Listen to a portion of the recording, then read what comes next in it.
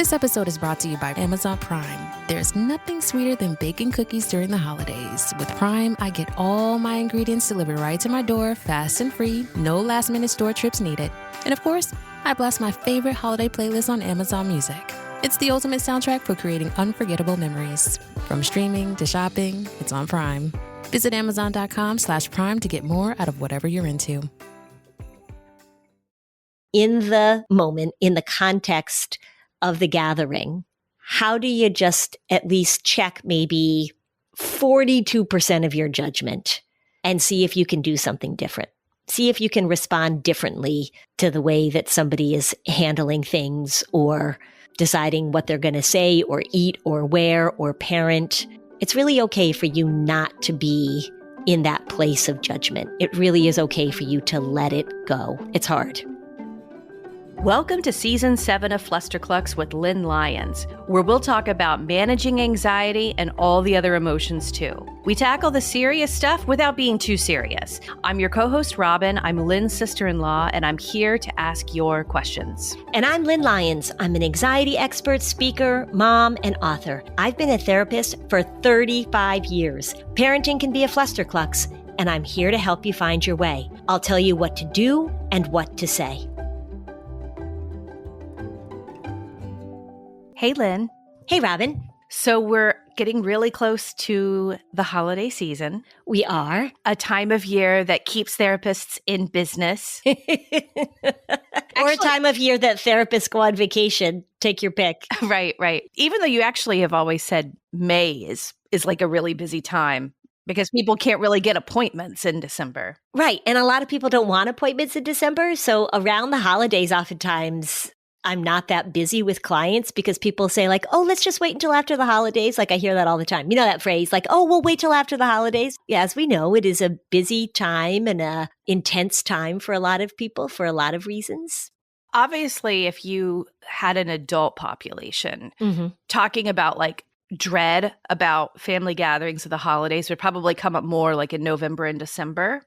Mm-hmm. What about your kids? Do they ever stress? Do the kids you see and do the families you see together indicate stress about the holidays? No, I mean, the good thing I think is that kids tend to be fairly oblivious to all of the adult stuff for the most part. You know, if there's something really extreme, like if Uncle Frank always gets drunk and passes out and, you know, that kind of stuff. But for the most part, the things that drive adults nutty around the holidays, kids seem to be fairly oblivious to. There's just so much distraction of other things. I mean, kids are naturally kind of self-centered and they're really thinking about the events of the holidays, not really the relationships of the holidays. I mean, the relationship they're most concerned about is the relationship that has to do with, depending what holiday you celebrate, what's in it for me. Like kids really tend to be fairly self-centered during the holiday. And we do things to try and talk about the meaning of the holidays and being generous and being giving and grateful and paying attention to those that don't have what we have if you're in a position of being able to give and that kind of stuff. So there's great opportunities for teaching. How do we step outside of our own excitement about what we're going to get? I think like the honest truth is that the way that this whole thing is promoted to kids is that it's all about what am I going to get? Just as a side note, we're family. So we celebrate Christmas together, actually. And I do like that the way our family celebrates Christmas together is a departure from what I grew up with. And I'm not sure what you all grew up with in the same way, but I came from a family where the stuff, the process of buying and giving and wrapping and filling a room with stuff was a way to avoid uncomfortable conversations, right? Like that was just the family pattern. And as a little kid, the stuff was really exciting. But by the time I was a teen, it wasn't so great, actually. I didn't like it. And then when we gather with you and your family, we play games.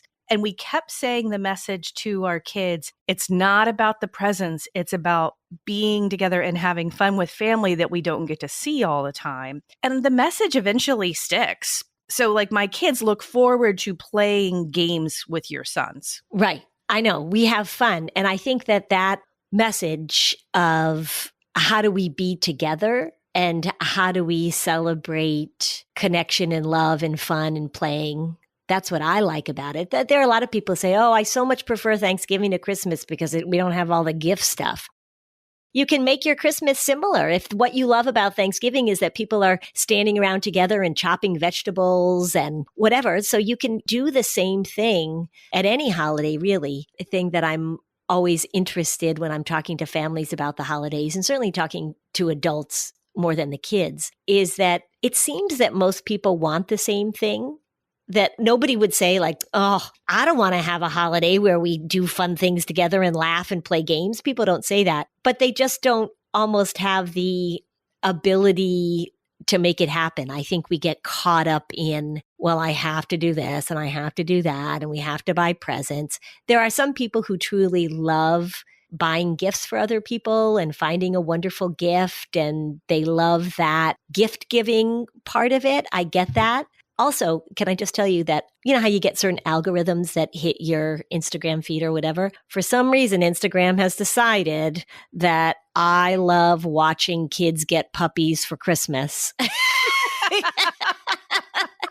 Yeah, I get those too. Oh my God. I'm watching this and I'm like, oh, I should have got my kids a puppy for Christmas. Like everybody's crying and oh my gosh. Yeah, I know. I'm totally getting hit with military parents coming home and surprising their kids. Nonstop, I'm getting that. And puppies for Christmas. That's a doozy for we criers. Oh my gosh. Yeah. It's interesting that here you and I talking about connection all the time.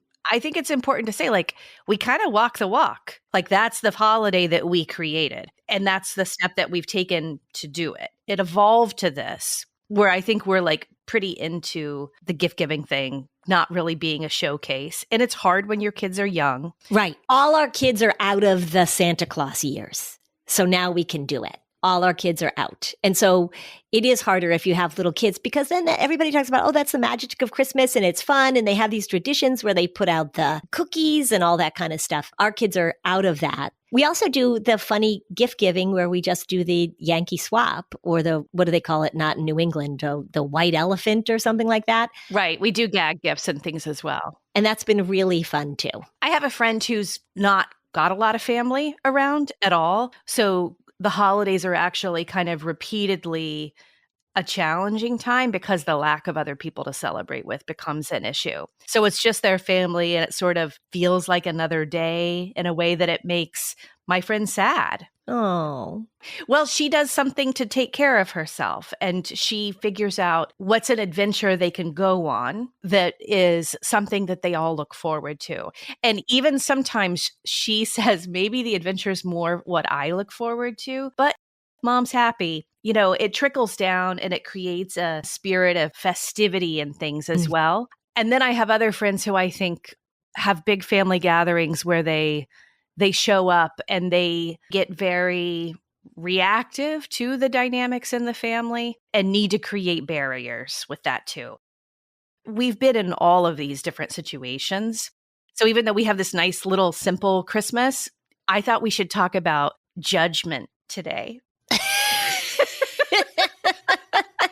Oh, okay. Yeah. Let's talk about judgment. One of the things that comes up a lot in my work when I'm planning big multi-gen vacations is that a lot of clients say, I can't share space. I can't share rooms. I don't want to be in a home rental with my siblings and their kids because of how they parent, and it's so different from ours. And I think that that's a very universal thing for a lot of families. And I think that when parents are choosing different choices and we're all thrown together, it makes us on the defensive, on the offensive. Let's talk about that and try and strive for like better experiences. Yeah. And I agree with you, that dynamic. It's even when people talk about going on group vacations, not even with their relative families, but when families, a bunch of families decide they're going to rent a place together. I had some friends several years ago that I think they bought a house together to all share at a ski area. or rent at a skier, I can't remember. It did not end well. It was really difficult because when you take different beliefs, different approaches, simple things of different foods and different bedtimes, and you put them all together, inevitably the judgment shows up. And as I say all the time, because when I'm talking about social anxiety, parents say, oh, they're not judging you. I'm like, yeah, they are. We are a judgy species. I mean, I love the idea of let's get rid of judgment. And then I also live with human beings on planet Earth. Let's tame judgment. How's that? Yeah. And also, here's the thing. It's more of own your judgment. And how do you recognize that you judge? And how do you take responsibility for your own judgment? So let's just take an example. You are at a holiday gathering with your family and you've got a relative, they're vegan and you're carnivorous and they're not going to eat the turkey. So you judge them, you say things or you do things, or you just feel superior in your judgment. Can I tell you the joke your brother, my husband, always says? What? How will you find the vegan at the family dinner? Oh, they'll tell you.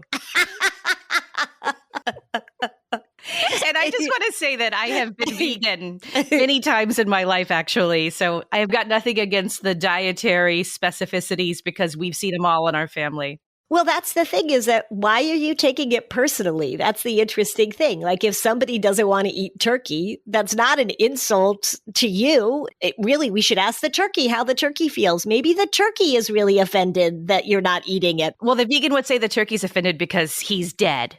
Yeah, right. We'll take a break. We'll be right back. Okay.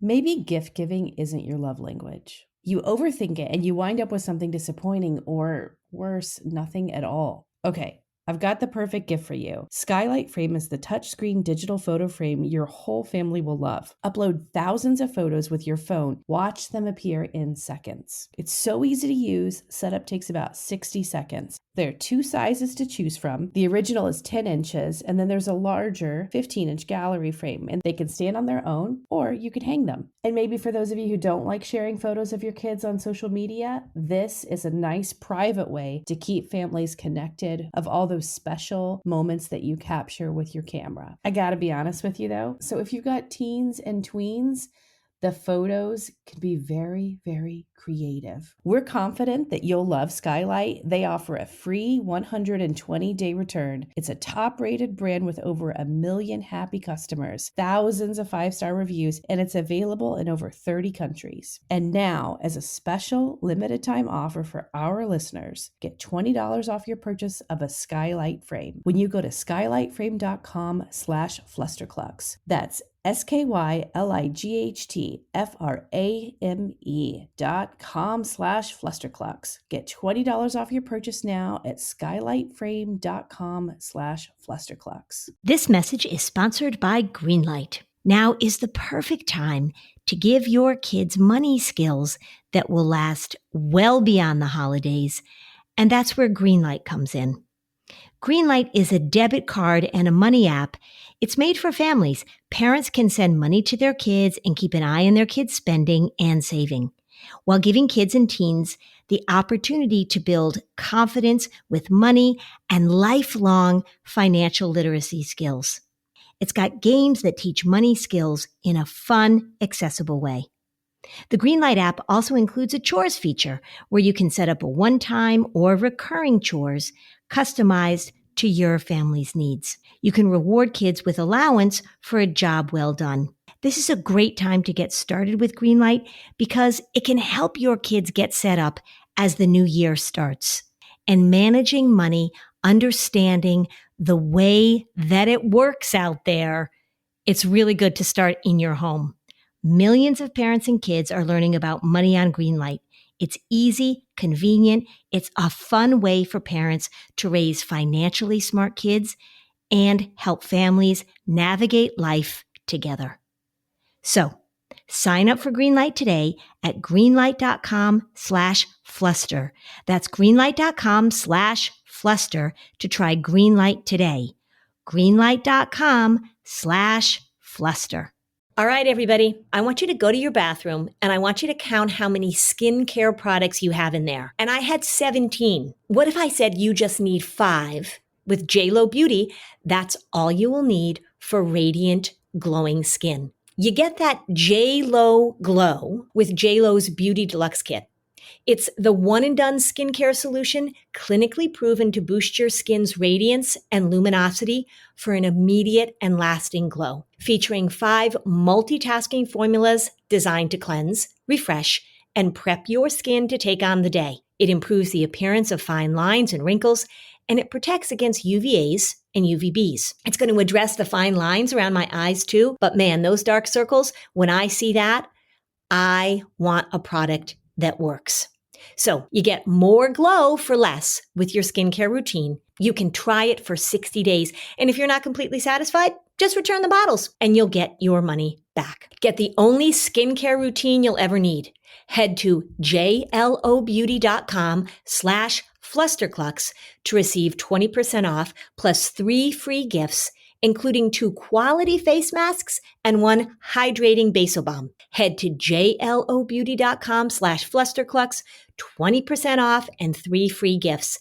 A $175 value. jlobbeauty.com/Flusterclux.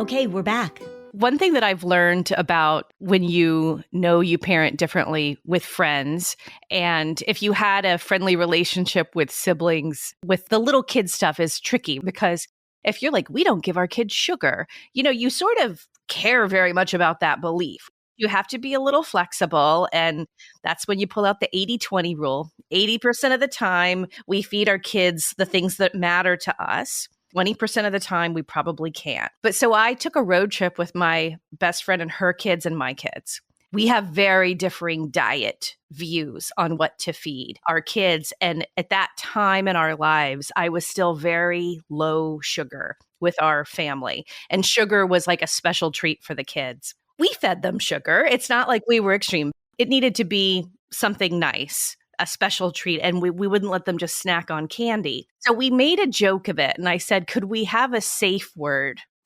between us? like we were some sort of like BDSM couple or something. Like, I need a safe word when we're going beyond my comfort zone. And I can't remember the word, but it was a ridiculous word, which made us laugh, just even saying the word. Yeah. So we're getting in her minivan and we're pulling out, and then she like finds these gummy fried eggs, and we haven't even gotten out of the driveway, and she's handing her kids the gummy fried eggs. And I'm like, penguin, penguin, penguin, or whatever. The thing is, we said it and we kind of made it a game, and she laughed and was like, okay, I'm going to take these back and we won't be snacking on gummy fried eggs. And that was a really, I think, a good solution with friends. But with family, it's always trickier. But what I love about that solution is that you just talked about it up front. So you knew that this difference might come up and you came up with a plan. So say we go back to the vegan example, there's going to be turkey on the menu or prime rib. So the vegan person can say to the host who's serving the prime rib and the turkey, hey, just to let you know, I just want to remind you I'm vegan. I'm going to bring some really fun vegan recipes for people to try. And please don't worry about me not eating the meat. It's totally fine. And let's just not even have to bring it up as a topic. Like, you say something ahead of time, because what happens is the judgment is very covert. It becomes very passive aggressive. People sort of join teams. So it comes up with food a lot for sure. I hate to say this, but you know what we're actually really talking about? And I didn't realize this when this conversation started, Lynn. But now let's talk about the family with the anxious child who's all in with accommodating. And they want the world to accommodate as well. Yeah, it's funny you brought that up right at that moment, because I paused because I was trying to think of a situation that wasn't food related, like sugar and vegan and that kind of stuff. And the thing that popped into my head was sharing. So that same kind of kid dynamic of your child doesn't share with my child.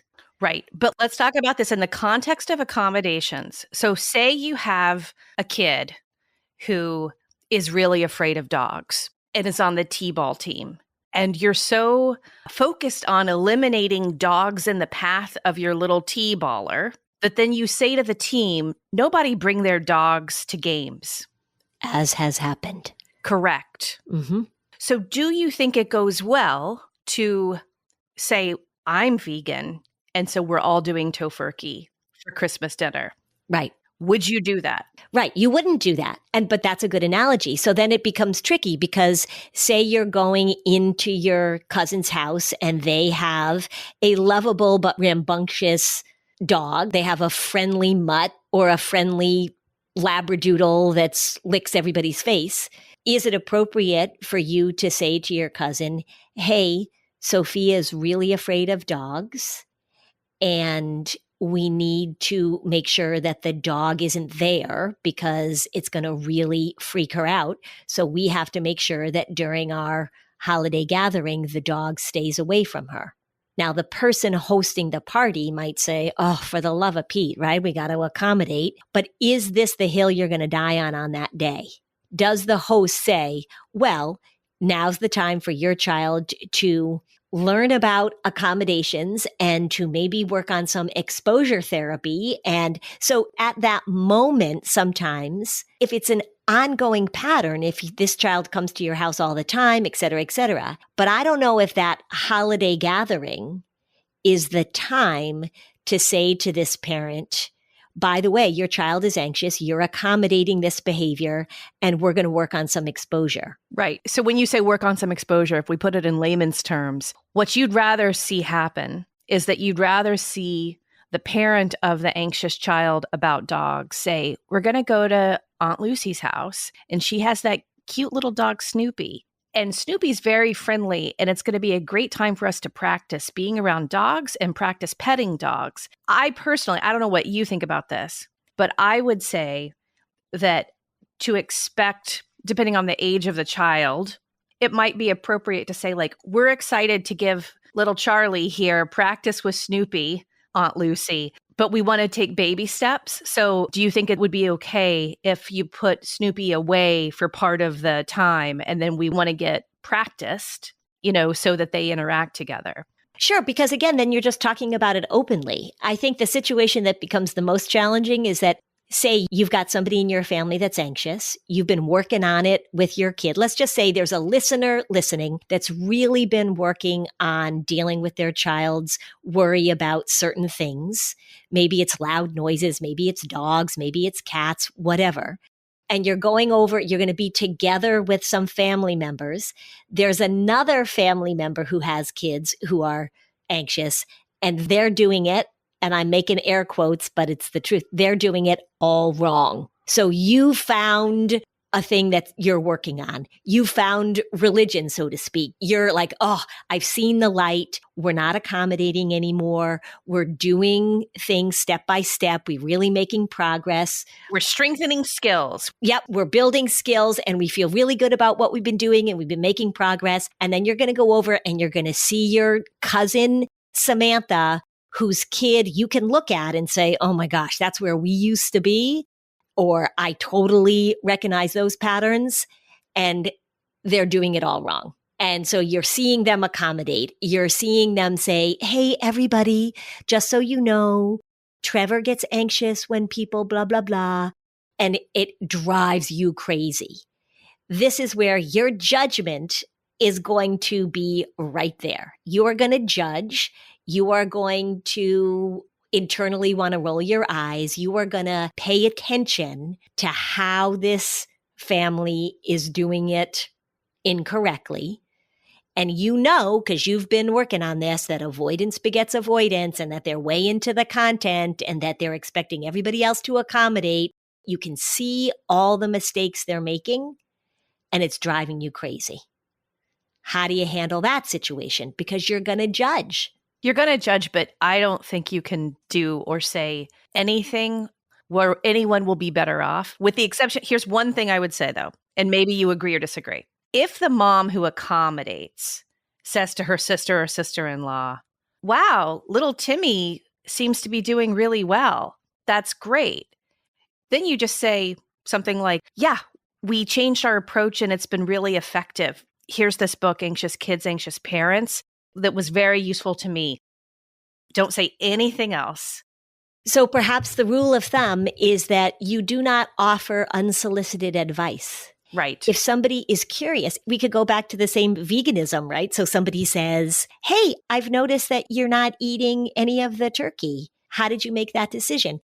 I have a cousin that they are vegetarians, and I'm totally down with that. I'm trying to go in that direction, not perfectly, but I totally believe for health reasons. And so I asked them, how did you guys make this decision? What were the factors that went into this for you? And that opened up a conversation, and they were very willing to talk to me about it. And it was a very interesting conversation, and nothing they said was very surprising to me, but I was just curious about it. Well, that's the Ted Lasso mantra. Be curious, not judgmental. Good old Ted. I would say you're going to be judgmental. Just own your own judgment and pay attention to what you're doing and saying, and don't offer unsolicited advice. And sometimes, if we go back to the example of the anxious kid versus non-anxious kid, it could lead to an interesting discussion later on with your anxious child who's been working on things, or when you go to your next therapy session with your kid, that you say, wasn't it interesting at Christmas how we saw Samantha and Tony? How do you think they were helping Trevor deal with his worry? And so you can be observant about it. It's just hard not to be judgmental. I feel like it's pretty impossible, but it's what you do with that judgment and how you communicate that judgment and how you are curious about what they're doing and maybe how you learn from other people's patterns and mistakes. We had Jessica Leahy on a few months ago, probably now. I don't know. I lose track of time. But wouldn't it be interesting if you went to a family gathering, and what if somebody in your family was allowing the 16 or 17-year-olds to drink sips of wine at Christmas dinner? Or that there was a New Year's Eve celebration and the family approach was, well, as long as you're home with us, even though you're in high school, we're going to allow you to drink. That would be a really interesting position to take in front of me. And I would be hard pressed not to say, hey, do you know the research on that? But how do we manage that? I mean, that would be a really tricky one. Yeah, you just brought up like the AP version of that, because that's where I think a parent who knows the research and wants to protect their kids from alcohol exposure and prolong it and delay it as much as possible. Yep. Which most parents would come to that conclusion after listening to that episode with Jessica Leahy, because the data supports that. Right? Right. The longer you wait, the less likely, in pretty dramatic ways, the less likely you are to develop substance use disorder. So the whole myth of, well, I'm going to help my child learn to drink at home, what you're really just doing is helping your child learn to drink. That would be a tricky one. How would you handle that one? Can you do that without judgment? There is no way I could do that without judgment. That one is such a tricky one, because if you were to try and have a conversation with the sibling who wanted to say like, oh, it's just like in Europe, another myth. It's just like in Europe, the kids drink at the table. Another myth you should listen to Jessica talk about. You can't have that conversation. You have two different parents who have polar opposed views on something. I could imagine there are some parents who say, we're not coming. Yeah, I could imagine that. I could imagine, say you are going to go and you are bringing your teenagers.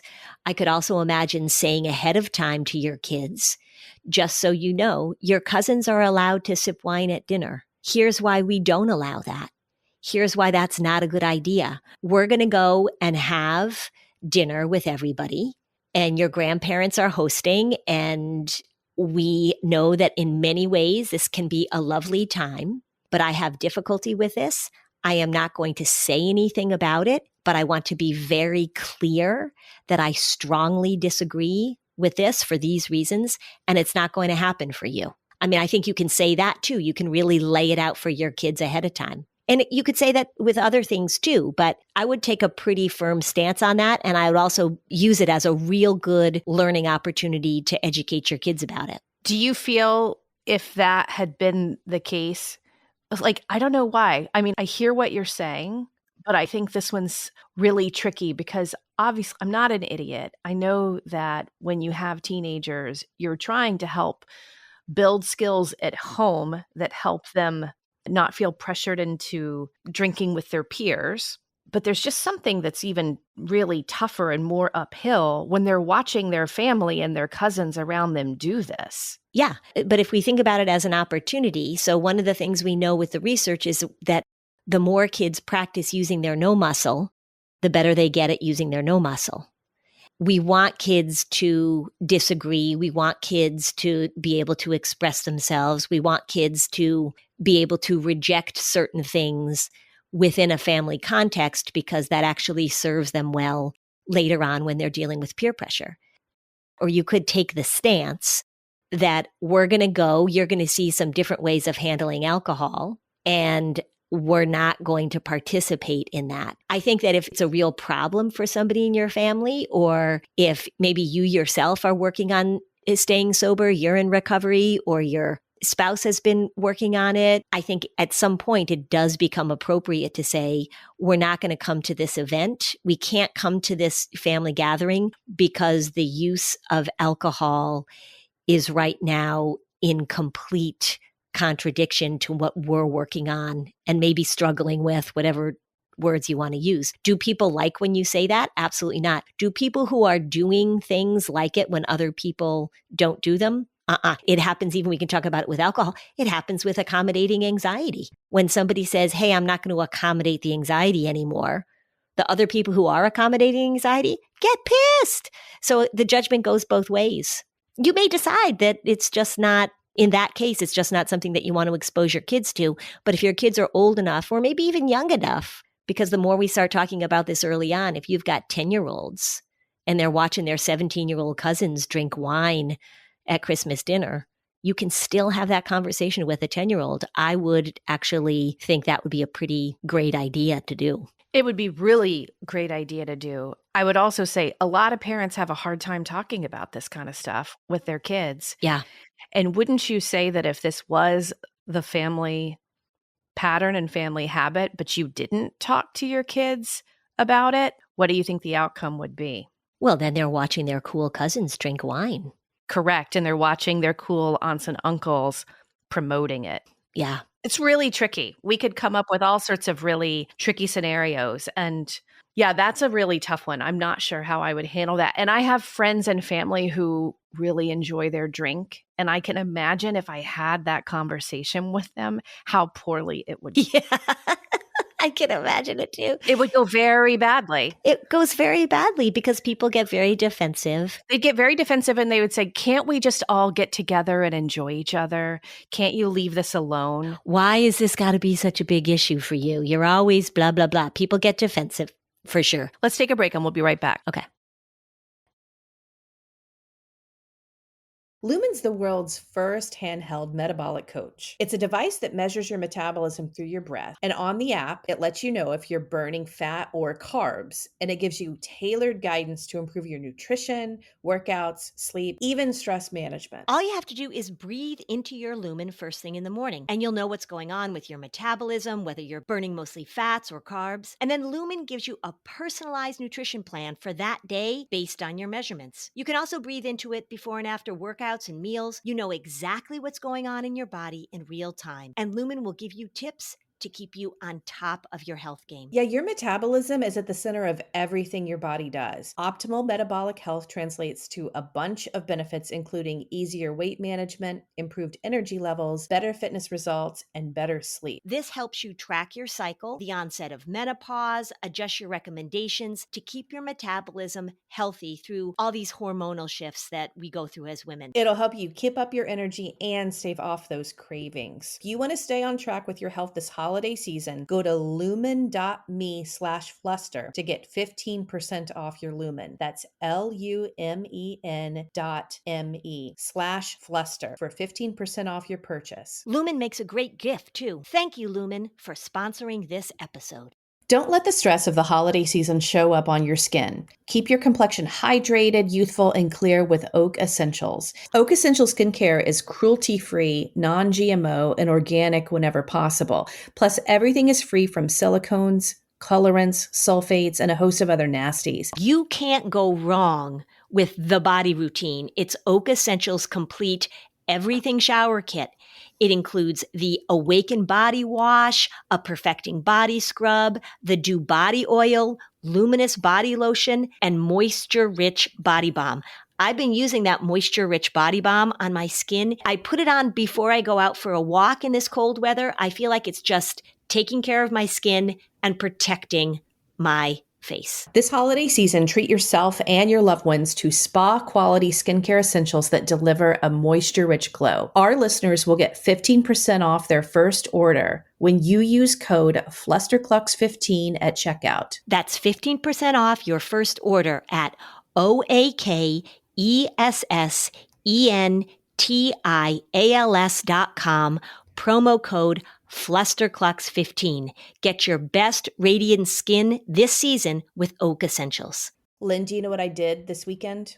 No, I do not. I updated all of my meal preferences for our family's HelloFresh deliveries over the next month. You've been using HelloFresh for a while, and I know that you're very conscious of eating healthfully. So it seems to me that HelloFresh has been working out pretty well for your family. Every HelloFresh recipe includes high quality, sustainably sourced ingredients like produce that comes fresh from the farm. We've been using it for almost a year, and it's a complete game changer. I love the fact that we always have food ready to prepare in the fridge. It has cut down our need to use online delivery services, which can be so expensive. And what I love the most is that the recipes are so easy to follow. I'm no longer the only cook in the family. We can all take turns following the easy recipes. It just means that dinner is no longer that chore that I used to dread. Get 10 free meals at HelloFresh.com/free Flusterclux. Applied across 7 boxes, new subscribers only, varies by plan. That's 10 free HelloFresh meals. Just go to HelloFresh.com/free Flusterclux. It's America's #1 meal kit.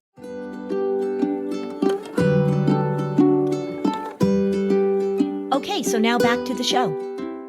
Lynn, I want to go back to that Ted Lasso quote, "Be curious, not judgmental." And I want to ask you this.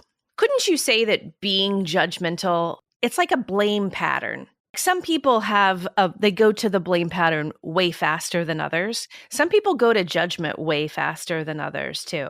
So I hear what you say of like people gonna judge, haters gonna hate, of course. However, I still feel like there is some work one can do.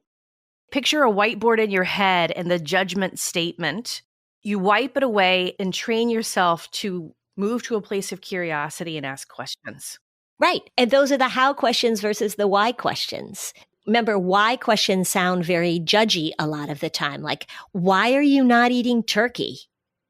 Versus, hey, how did you make the decision to go vegan? I'm curious about that.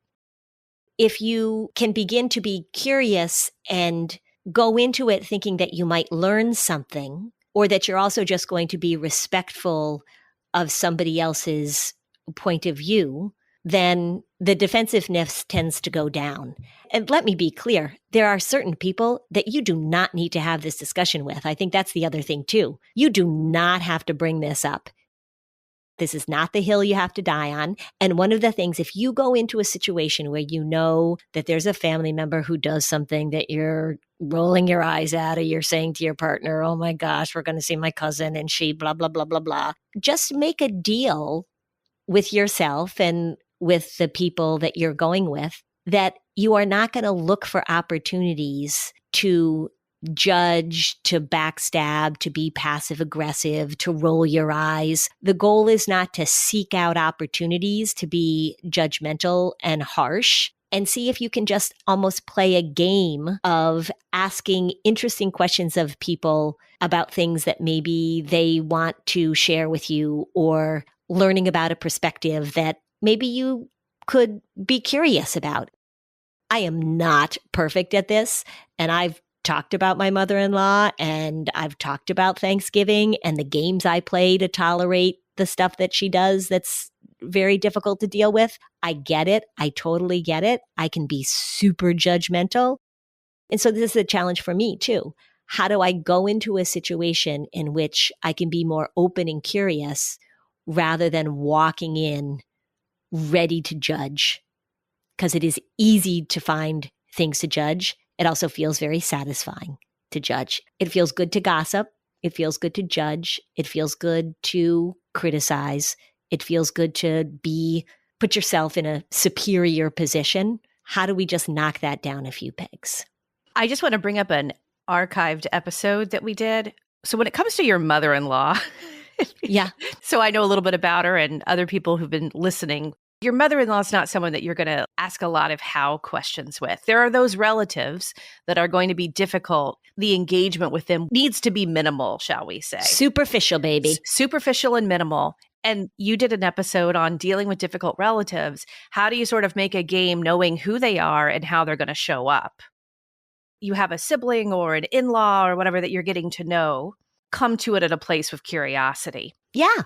And there's all sorts of things, like people show up with all sorts of different views of the world. And maybe you've got a relative who's shows up and has got some piercings and you're like, hey, those are new. How did you make that decision? Or maybe you decide that you're not going to bring it up. It really is a matter of, in the moment, in the context of the gathering, how do you just at least check maybe 42% of your judgment and see if you can do something different? See if you can respond differently to the way that somebody is handling things or deciding what they're going to say or eat or wear or parent.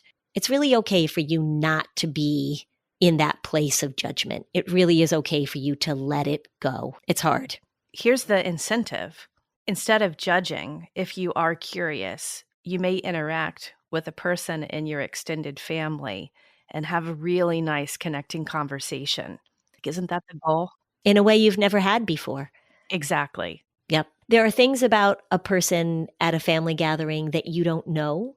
There are things about their life or things about their interests or things about the way that they are moving through the world that might be interesting for you to hear and actually might be very delightful for somebody to talk about. Maybe nobody's really asked them about that before because everybody's been so judgy. And so that could be a really nice interaction for that person as well.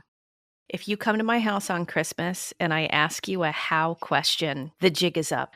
All right. If I say to you, hey, how did you decide to wear those pants?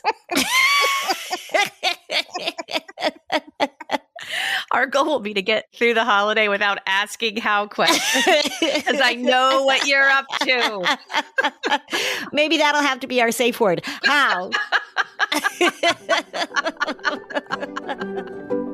Thanks for listening. And if you found this podcast helpful, please give us a 5-star review on Apple Podcasts. It helps other people find this information. And if you'd like to dig deeper on any of these topics, we have specialized playlists on our Spotify profile, and the link is in the show notes. Topics like teens, depression, and OCD. Bye, Lynn. Bye, Robin. Are you a parent in need of a laugh and a little escape? Look no further. Parenting is a Joke is the podcast you've been waiting for. Hey, I'm Ophira Eisenberg. I'm a stand-up comic and parent. And each week I chat with one of my top comedian pals who, just like you, are juggling careers, busy lives and schedules, and raising a family. You can expect candid stories, hilarious mishaps that happen on stage and at home, and just a lot of laughs. There's no expert advice here. Well, actually, sometimes a good idea does sneak its way in, but mostly just pure, relatable fun to remind you that we're all in this parenting adventure together. New episodes of Parenting is a Joke drop every Tuesday, so tune in, get ready to laugh, unwind, and maybe even feel a little bit better about your own parenting. Because sometimes that's exactly what your therapist, pediatrician, and bartender ordered. Subscribe now on your favorite podcast platform.